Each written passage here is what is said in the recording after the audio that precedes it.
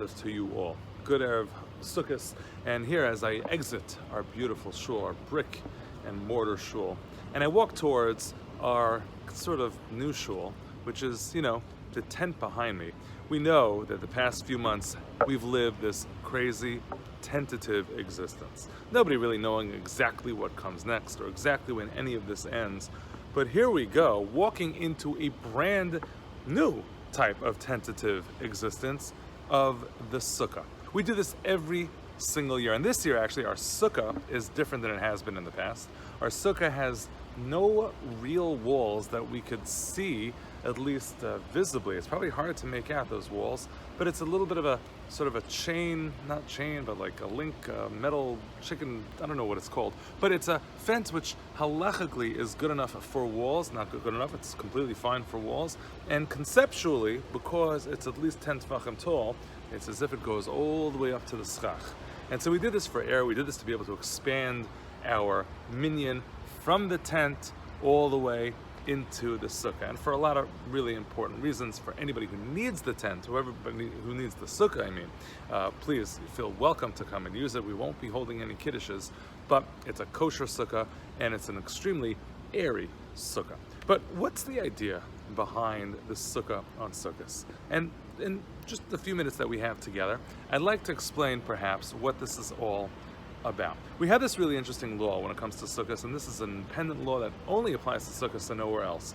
Hamitztayer patur min hasukkah, which means a person who's not particularly enjoying the experience, they're in pain from the experience, they are exempt from the sukkah. Now this is a really crazy law. We don't have this when it comes to anything else. This exemption does not exist because I woke up late, I'm not in the mood of tefillin, don't have to put them on. I'm not in the mood of Shabbos this week, I have so much else to do. Yeah, you don't have to keep Shabbos. That's not a thing. That just does not exist. So why does it exist with sukkah and specifically only exist with external features? Meaning, when it rains, you could be exempt. But let's say, I just don't like a sukkah. I don't like the walls, I think the canvas smells bad, or I don't like schach. That itself is not mitztaer or pain enough to be exempt in the first place. So why do we care about a person's feelings while they're in the sukkah? But we only care if the feelings are energized by some factors and not by others. So what's this all about? So to understand what this halacha is based on is to understand what is Sukkot based on. Sukkot is based on the idea that after the Jews were redeemed from Egypt, we sat in this desert, and there was absolutely no way for us to take care of ourselves. It was impossible to survive in this desert, and yet, Basukos Teshu Shivas Yamim, because L'man Yedu Derusechem Ki Besukos Hoshafti Es B'nei Yisrael. We do this because we remember that back then we were sheltered. We were sheltered by God. Plane overhead. This doesn't happen when you're giving a drasha inside the building. And so, because we remember what happened back then, every single year we sit in the sukkah so as to gain that lesson, to re-teach ourselves, to relearn the lesson of what it means to be under the open air, under the stars, and sort of the opposite of the three pigs story, where usually that story is there to teach that the big bad wolf will not get you. If he huffs and he puffs and he blows the house down, if you put enough preparation to the house, if you built it strong enough. Because the belief in that story is that preparation wins above all. But the belief of Sukkot is that it's not ultimately up to preparation. It's up to me'ayin yavo Ezri me'im Hashem osei, shemayim va'aretz. Now that's a really hard lesson to understand. It's a hard lesson to bring home.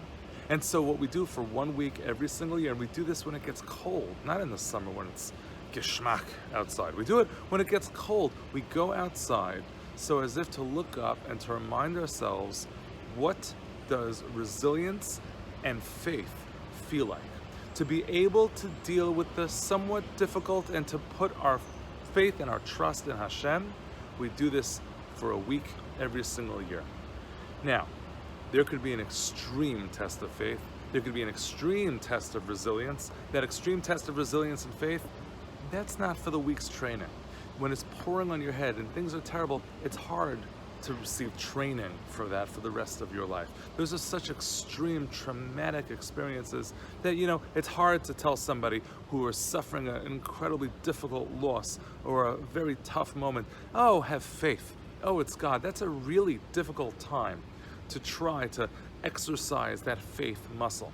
But we can, under the right circumstances, learn a lesson and take it into the home for the rest of the year. There's a really fascinating halacha articulated by Beis Shammai. Beis Shammai says that if your sukkah is too small, very small, so you only are able to keep rosho verubo, your head and your body. Your head and your body is in the sukkah, but shulchano, your table, is outside of the sukkah.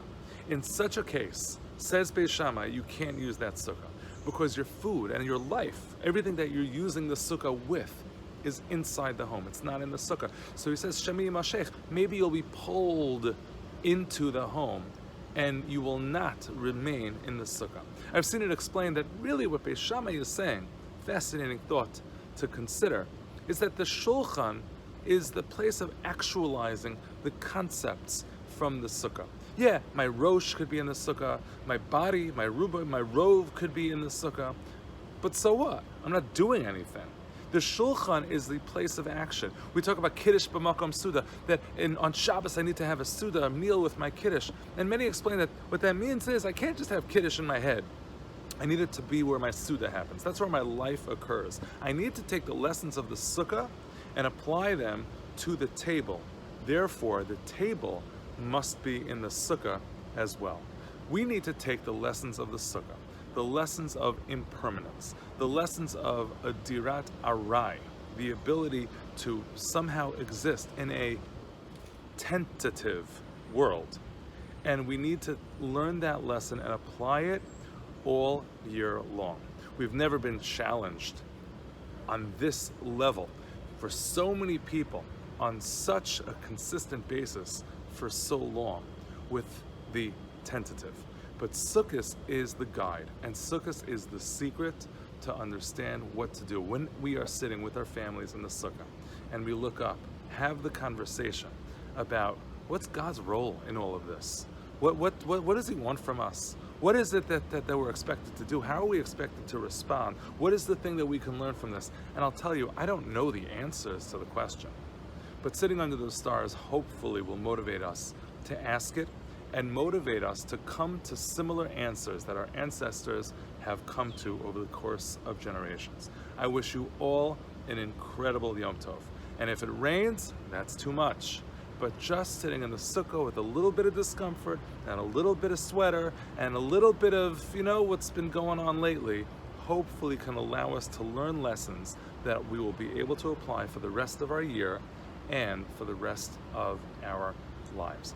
Have a Chag Sameach, good Yom Tov from Malka and I. I hope to see you all soon in shul, outside of shul, all over the place. Have a good Yom Tov.